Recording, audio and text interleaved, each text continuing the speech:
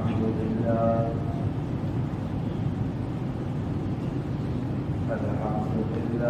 على نعمته الإسلام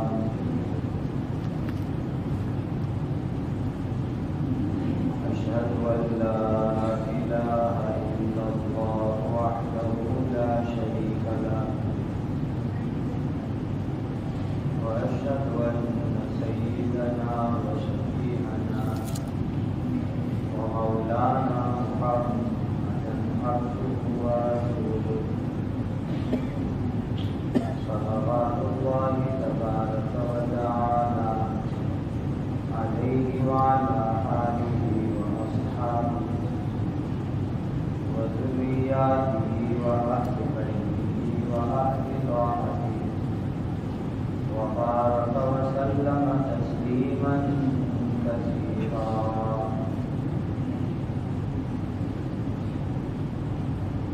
أما بعد فأعوذ بالله من الشيطان الرجيم.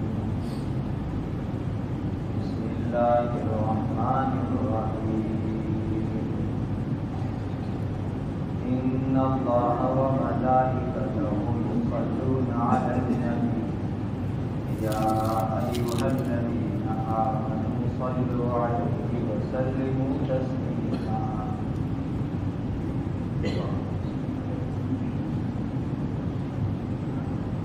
اللہ تعالیٰ نے دو طرح کے حقوق ہمارے ذمہ رکھے. ایک ہے اللہ تعالیٰ کے حقوق کو ادا کرنا اور دوسرا ہے بندوں کے حقوق کو ادا کرنا. اللہ تعالیٰ کے جو حقوق ہیں اس میں بندے سے کمیاں ہوتی ہے، کوتاہیاں ہوتی ہے، تو اللہ تعالیٰ بہت معاف کرنے والے، رحم کرنے والے. بندہ سچے دل جب معافی مانگتا ہے، توبہ کرتا ہے، تو اللہ تعالیٰ اپنے حقوق کو معاف فرما دیتے. لیکن دوسرا شعبہ بندوں کے حقوق، اس کا معاملہ بڑا مشکل ہے، بڑا سنگین ہے، بڑا خطرناک ہے.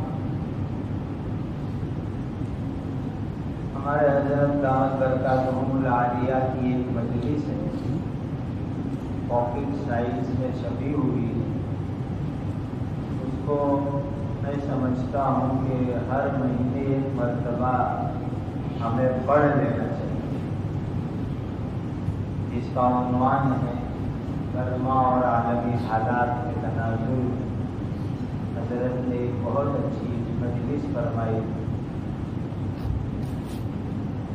حقوق بندوں کی ادا کرنا یہ ہمارے لیے بڑی اہمیت کی چیز ہے. انسان ہمیشہ یہ کوشش کرے کہ میں ہر ایک کا حق ادا کروں،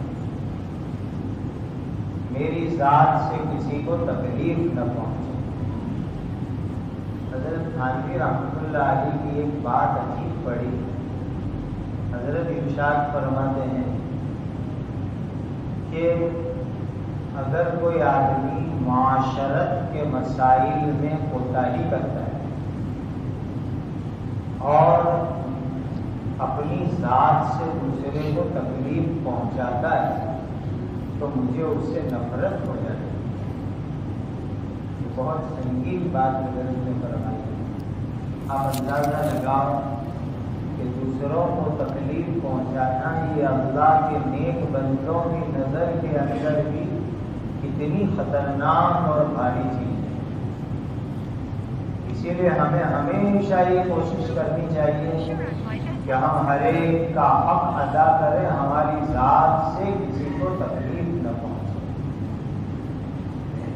ایک روایت نبی کریم صلی اللہ علیہ وسلم کے چچا زاد بھائی حضرت فضل ابن عباس رضی اللہ تعالیٰ عنہ فرماتے ہیں کہ نبی کریم صلی اللہ علیہ وسلم کی آخری بیماری کے زمانے میں حاضر ہوں تو آپ صلی اللہ علیہ وسلم کو آدھے سر کا درد ہو رہا تھا، جس کی وجہ سے آپ نے اپنے سر مبارک کے اوپر کپڑے کی پٹی باندھ رکھی تھی۔ یہ جو سر میں درد ہوتا ہے اس وقت کپڑے کی پٹی رومال لوگ باندھ لیتے ہیں، تو اس کا بھی اس میں ثبوت ہے، اس سے راحت ملتی ہے، طبیعت میں راحت ہوتی ہے، درد میں راحت ہوتی ہے۔ تو کہا نبی کریم صلی اللہ علیہ وسلم نے سر مبارک کے اوپر کپڑے کی پٹی باندھ رکھی۔ جب میں پہنچا تو مجھے فرمایا کہ اور زیادہ اس کو مضبوط باندھو۔ پھر حضرت فضل نے وہ سر کی پٹی اور کس کے مضبوط باندھی، کمزوری بہت تھی، تو حضرت فضل کے کندھے کا سہارا لے کر نبی کریم صلی اللہ علیہ وسلم بیٹھے، اور بیٹھنے کے بعد ارشاد فرمایا کہ مجھے مسجد لے جاؤ۔ حجرے مبارک سے سہارے سے بہت تکلیف کے ساتھ مسجد نبوی شریف تشریف لائے، اور اس کے بعد نبی کریم صلی اللہ علیہ وسلم نے ارشاد فرمایا مجھے منبر کے اوپر بٹھاؤ۔ منبر پر تشریف رکھ، اس کے بعد فرمایا کہ لوگوں کو جمع کرو مسجد میں۔ حضرت فضل نے لوگوں کو جمع کیا، کیونکہ وہ وقت نماز کا نہیں تھا، اسی لیے جمع کرنا اعلان کیا گیا، لوگ مسجد میں جمع ہو گئے، پوری مسجد فل ہو گئی۔ حضرت نبی کریم صلی اللہ علیہ وسلم منبر مبارک سے ایک اہم اعلان فرما رہے ہیں جو ہم سب کے لیے بہت بڑی نصیحت ہے۔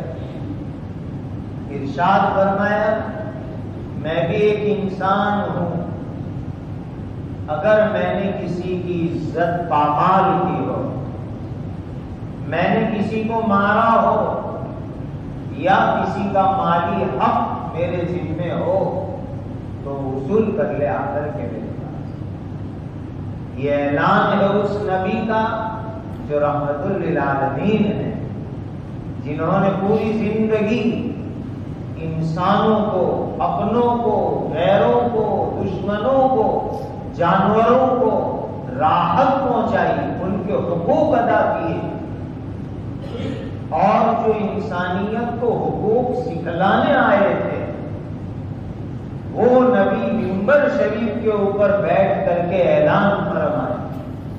اندازہ لگاؤ کہ حقوق کو ادا کرنا ہماری شریعت کے اندر کتنا اہم اور ضروری ہوگا۔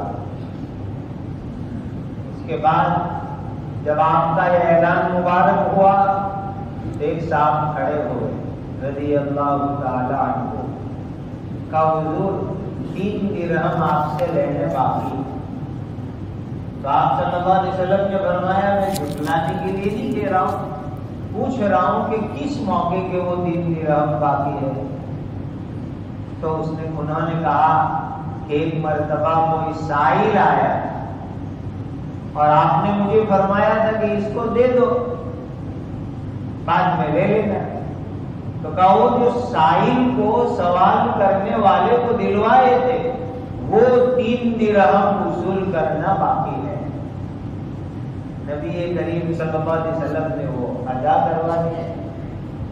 اس کے بعد مسجد نبوی سے ام المؤمنین حضرت عائشہ رضی اللہ تعالی عنہا کے حجرے میں تشریف لے گئے، مدینہ کی عورتوں کو جمع فرمایا، اور مدینہ کی عورتوں کو جمع فرما کر کے ان کے درمیان بھی اسی طرح کا اعلان فرمایا، بیان فرمایا کہ کسی کی عزت پامال ہوئی ہو، کسی کو مارا ہو، کسی کا مالی حق ہو، تو آ کر کے مجھ سے وصول کر دے۔ یہ مبارک زندگی کے آخری دنوں کی بات ہے۔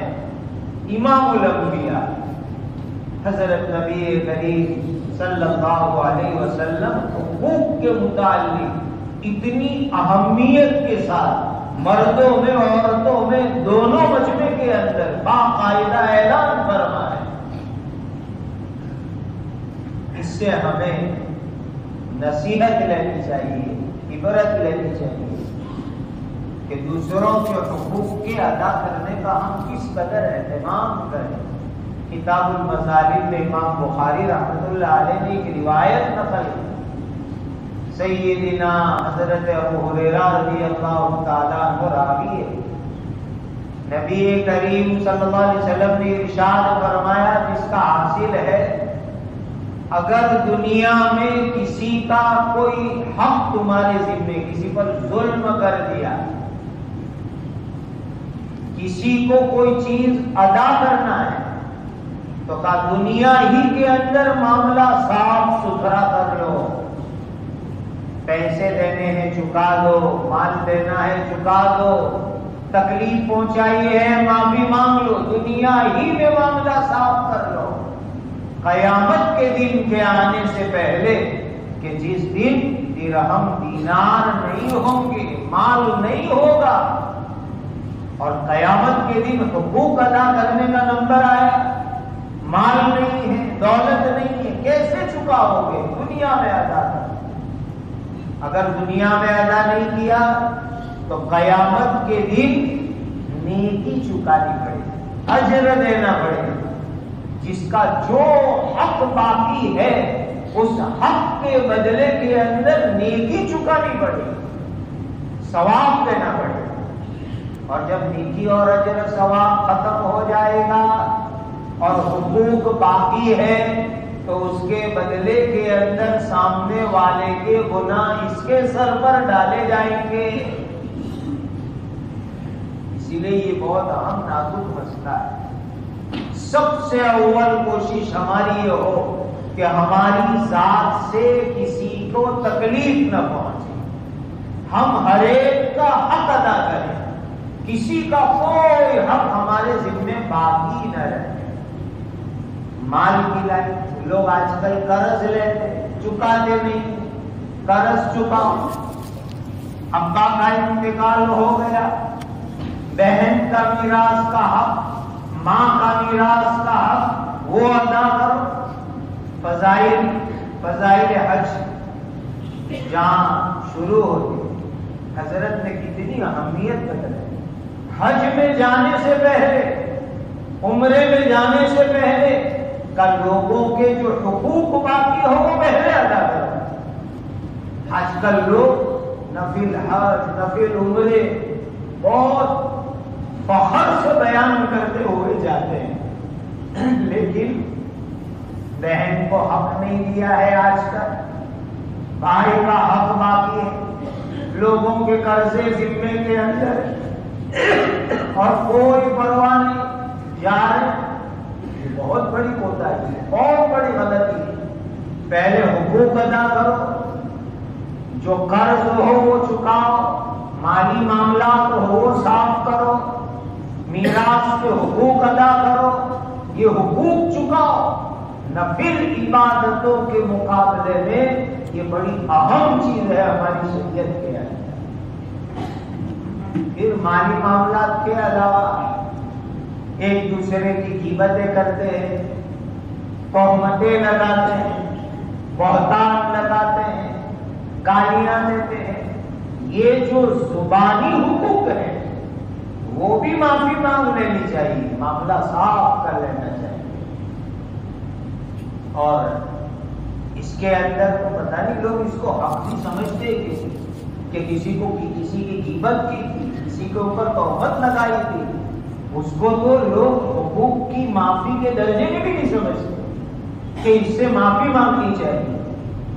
جس طریقے سے مالی حق اہم ہے چکانا، اسی طریقے سے اگر زبانی طور پر کسی کو تکلیف پہنچ گئی ہے، اپنے عمل سے تکلیف پہنچائی ہے، اس کی معافی تلافی، اس کی صفائی، یہ بھی بہت اہم اور بہت ضروری ہے۔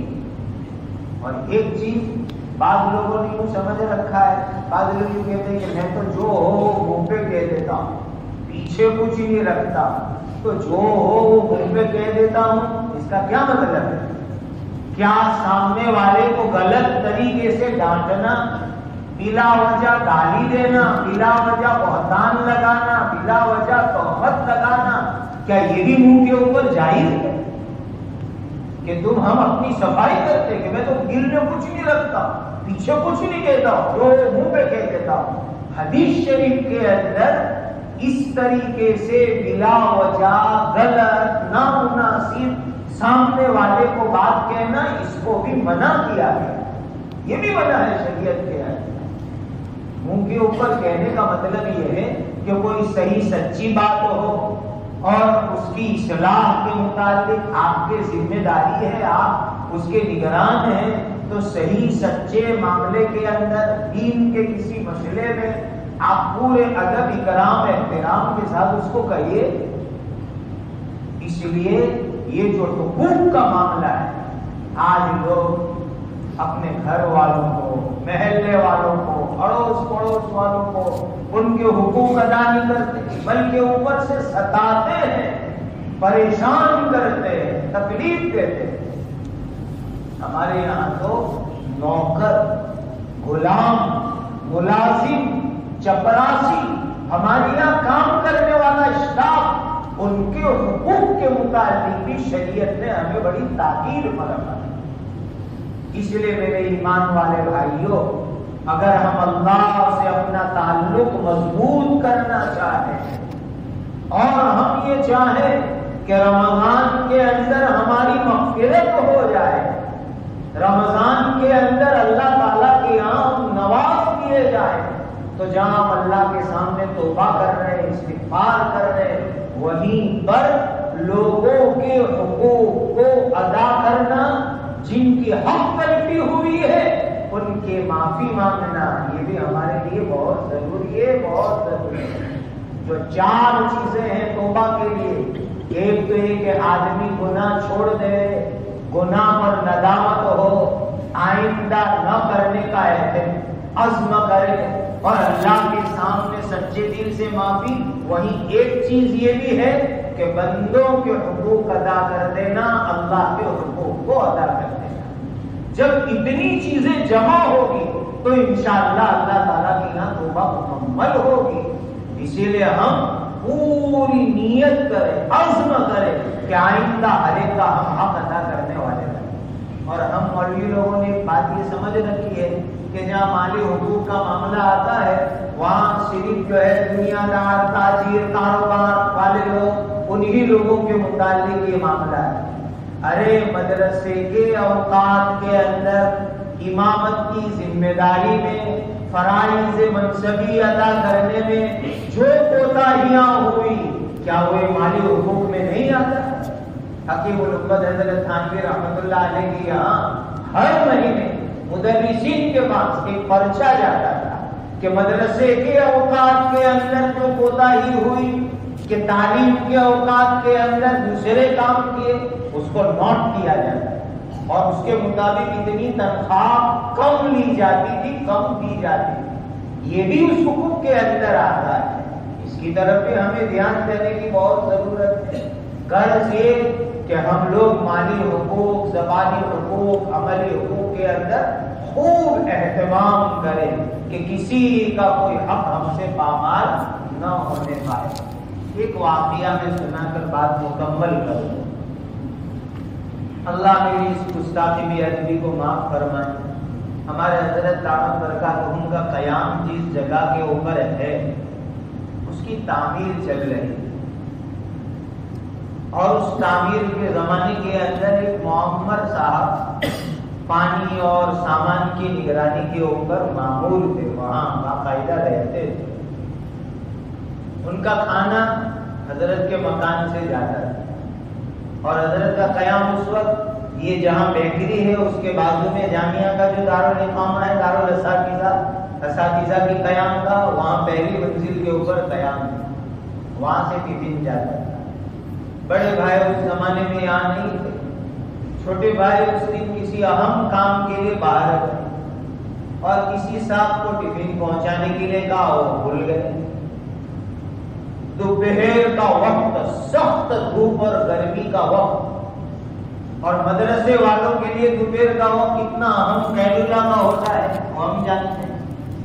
11 بجے کی چھٹی، اور وہ بڑی عمر کے آدمی کے لیے کھانا پہنچانے کے لیے کوئی نہیں. دوپہر تقریباً 1 بجے کا وقت، اور حضرت مقدس اللہ العالی اس زمانے میں رات کو دیر تک مطالعہ اور صبح کے اندر جلدی اٹھ جانے کا اہتمام، جیسے اس وقت کا معاملہ. دوپہر میں قیلولہ، لیکن ٹفن پہنچانے والا کوئی نہیں. اللہ کو گواہ رکھ کر مسجد میں بیٹھ کر آپ کو کہتا ہوں، ہمیں ہمارے اکابر سے یہ بھی سیکھنا ہے. دوپہر کی سخت گرمی میں سر کے اوپر رومال باندھا، وہاں مکان سے ہاتھ میں ٹفن لے کر کے محمود نگر کے اندر مکان تک جہاں تعمیر جاری تھی، اس خادم کو ٹفن پہنچانے کے لیے پیدل تشریف لے گئے. سخت گرمی اور دوپہر کی دھوپ کے موقع کے اوپر یہ چیز ہے کہ حقوق کی ادائیگی. بھائی ایک بیچارہ آدمی ہمارے یہاں خدمت کر رہا ہے اور اس کے کھانے کا وقت ہے تو اس کو وقت کے اوپر کھانا پہنچ جائے. یہ چیز کہ ملازم خدمت کرنے والے ان کے حقوق، ان کو وقت کے اوپر چیز پہنچے. اولئک آبائی فزینی بمثلہ.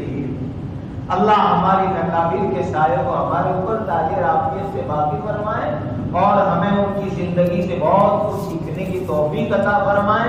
اس مبارک خانقاہ سے، اس مجلس سے یہ نیت لے کے اٹھو، ہر ایک کا حق ادا کریں گے، اور آج تک جو حقوق میں کوتاہی ہوئی انشاءاللہ اس کی تلافی کریں گے. وآخر دعوانا الحمدللہ رب العالمین.